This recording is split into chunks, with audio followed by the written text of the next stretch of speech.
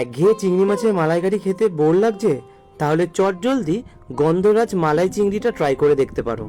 এই রান্নাটার জন্য আগের থেকেই তোমরা সাদা সর্ষে, কালো সর্ষে, পোস্ত আর কাজু বাদাম পেস্ট করে রাখো।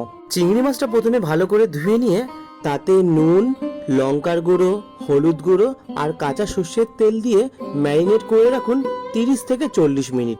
আমি আবার বেশিরভাগ ক্ষেত্রেই ম্যারিনেট করে ফ্রিজের ভিতর ঢুকিয়ে রাখি। যত বেশিক্ষণ ম্যারিনেট করে রাখবে তত বেশি মাছ রান্নার পরে নরম থাকবে। এবার এই রান্নার প্রধান উপসর্গ হলো গন্ধলেবু। গন্ধলেবু কিছুটা আমি কুড়িয়ে নিয়েছি, কিছুটা রস করে নিয়েছি আর গন্ধলেবু পাতা নিয়ে নিয়েছি।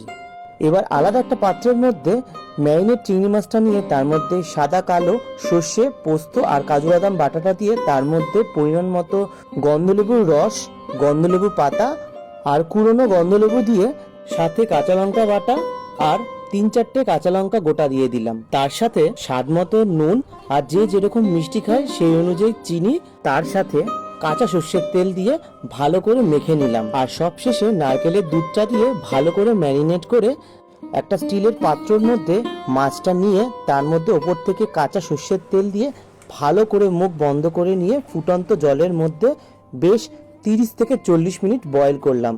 আর তৈরি হয়ে গেল গন্ধরাজ মালাই চিংড়ি। তোমাদের এই রান্নার রেসিপিটা কিরকম লেগেছে অবশ্যই কমেন্ট করে জানিও।